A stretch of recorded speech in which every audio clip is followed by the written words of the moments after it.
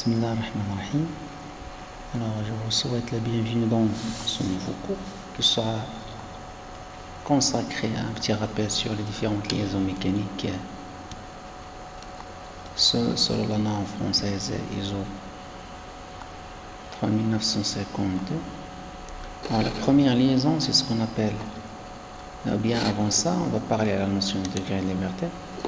Alors, le degré de liberté d'une liaison, il est caractérise tout simplement par le nombre, ou bien il caractérise le nombre de mouvements possibles, soit les translations ou bien les rotations, que la liaison autorise entre les classes d'équivalence considérées.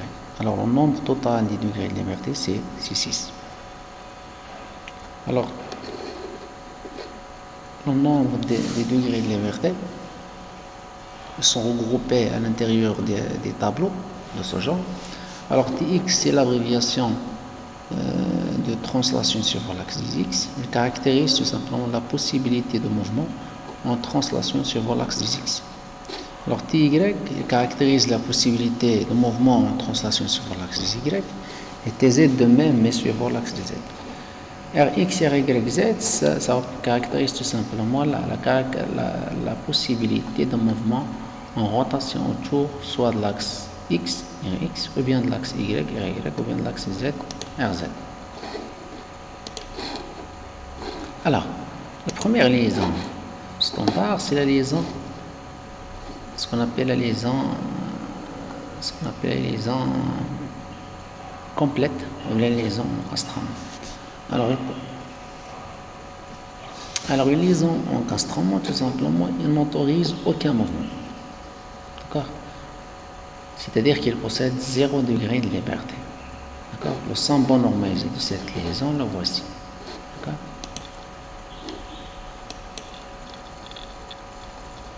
Le symbole normalisé d'une telle liaison, le voici, soit en représentation spatiale ou bien en représentation en plan. La deuxième liaison, c'est ce qu'on appelle la liaison pivot. Alors, liaison pivot, tout simplement, ce genre de liaison possède un seul degré de liberté qui est une rotation. Suivant le schéma par exemple, vous allez observer que votre objet peut effectuer uniquement une seule rotation suivant l'axe des Y. Bien sûr, cette rotation, soit il peut être sur l'axe Y, ou bien sur l'axe des Z, ou bien sur l'axe des X. D'accord?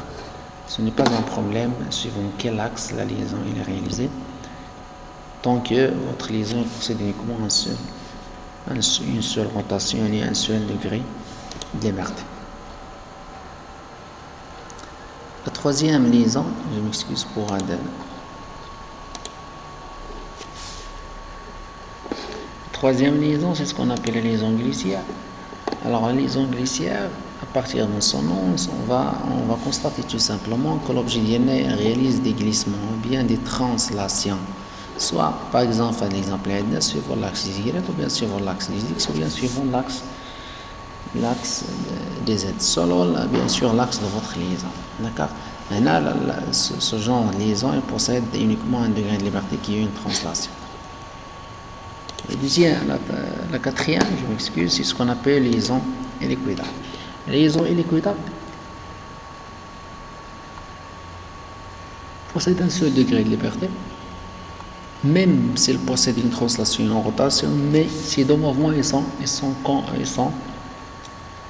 Ça veut dire que vous n'allez pas avoir une translation sans rotation.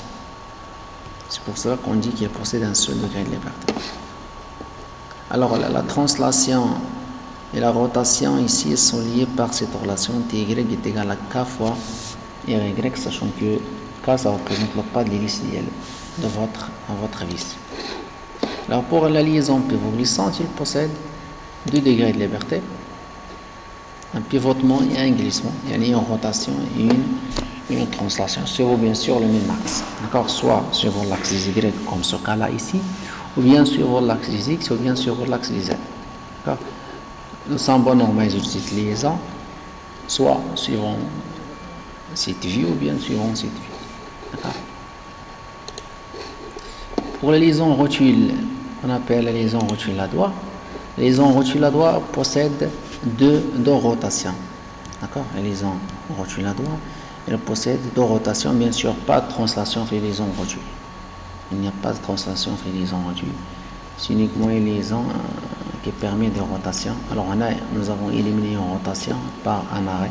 D'accord? Nous avons éliminé la rotation sur l'axe Z par l'intermédiaire de cet arrêt.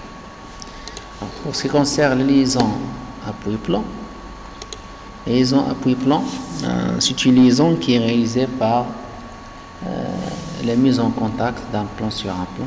D'accord? Pour obtenir une surface de contact de forme surfacique. Alors dans ce genre de liaison, vous allez avoir tout simplement deux translations et une rotation. Alors une translation par exemple ici suivant X et Y, et pas de translation sur l'axe de Z, et une rotation sur l'axe de Z et uniquement pas de rotation sur X et pas de rotation sur Y. Alors on dit que la liaison possède 3 degrés de liberté. Pour la liaison rotule, la liaison rotule elle possède uniquement les rotations, comme j'avais dit, 3 rotations. La liaison qui a été éliminée rotule-adjoint pour obtenir une liaison rotule-adjoint, elle a été récupérée par la liaison rotule. Pour la liaison linéaire annulaire,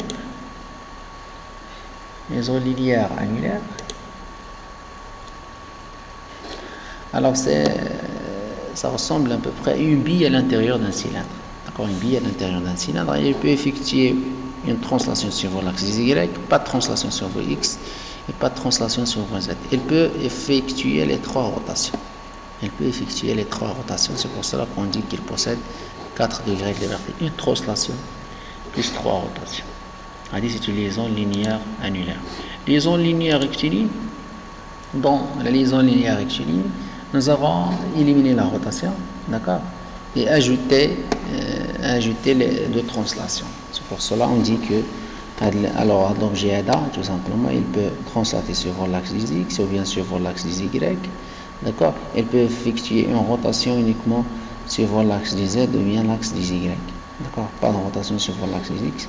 C'est pour cela qu'il possède 4 degrés de liberté.